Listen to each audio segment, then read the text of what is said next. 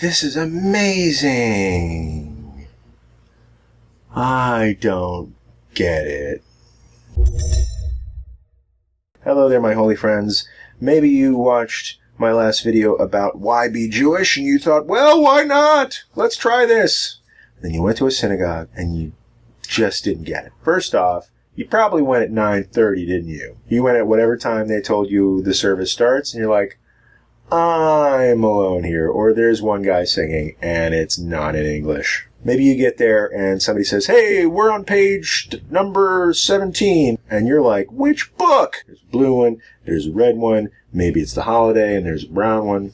Who knows? Let's say you pick the right book, and you turn to the right page because you're good with numbers. And it's not in a regular alphabet. It's probably in Hebrew. Hebrew uses a different alphabet. Don't know Hebrew, probably don't know what's going on. And they're singing.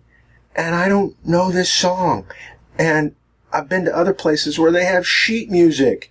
And I don't read sheet music, but it's nice to see that it's music. And everybody knows this song except me. And maybe they're speaking English, but then they're saying words like, now it's time to say Kaddish, and I don't know what a Kaddish is. Or it's time to talk about somebody's yahrzeit. That's the anniversary of someone's death. So they're kind of speaking English, they're kind of not. I don't get it. Why do people do this? It's so boring. First off, let me talk about the word boring for a little bit. People usually describe themselves as bored in one of two circumstances. First, they think that they should be entertained, and they're not being entertained. Let's stipulate for a moment, and we can talk about this later, that the purpose of religious services aren't necessarily to entertain you. The other reason is that they just don't know what's going on. If you're there and everybody else gets it and you don't know what's going on, you can't relate to it, so it's just boring. And that's a perfectly natural response. On the other hand, I've been to places where I knew exactly what was going on and it was still boring. Save that for another video. So let's assume that you're in the category of, man, I'm bored because I just don't know what's going on.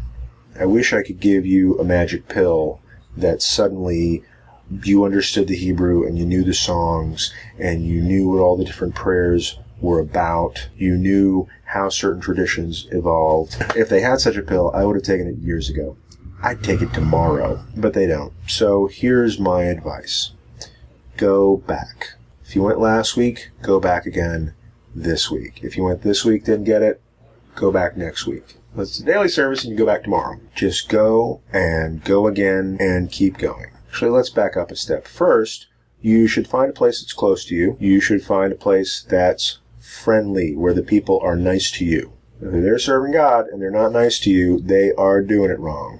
Find a place with a rabbi that you like, or a rabbi that will talk to you afterwards and answer your questions. If a rabbi's not willing to answer your questions, they're doing it wrong. And here's why this works, or rather, here's why it doesn't really work any other way. Name one activity that's really meaningful in your life, that brings you a lot of joy, that you understood and figured out how to do and did it right the first time. And you say, gee, John, there is nothing like that. Nothing. I know. Nothing worth having is come by easily. Nothing that builds meaning over time, that builds character over time, that really adds value to your life is achieved overnight. Think about all the things that you enjoy that took you a while to understand, to really do it right, to really bring you joy. Riding a bicycle, driving a car, cooking an omelet. Love. Anything meaningful and potentially life-changing, it's going to take a little practice. So just keep going. Just go and go again and keep going. Make some friends. Build a relationship with a rabbi who's willing to teach you through things. And I promise you, every time you go back, you're going to understand a little bit more what's going on. Next time, you'll start in the right book. Maybe you'll catch the tune of a song. Eventually, maybe you'll be one who's leading the services. Eventually, maybe you'll spend 5 years of your life in rabbinical school. I don't recommend it. So find a place that's friendly. Find a rabbi who's interested in you. And just keep at it. And I promise you that the meaning will come, your understanding will grow, and it will become a beautiful part of your life. If you can't wait till next week and you want to learn more so you know what's going on, please subscribe to my email list. At least once a week, you'll get an update about things that I've been learning, things that I've been teaching, upcoming opportunities for services here in Burbank or classes that I'm teaching. And I really look forward to learning with you. Thanks, my holy friends. Be well. Love.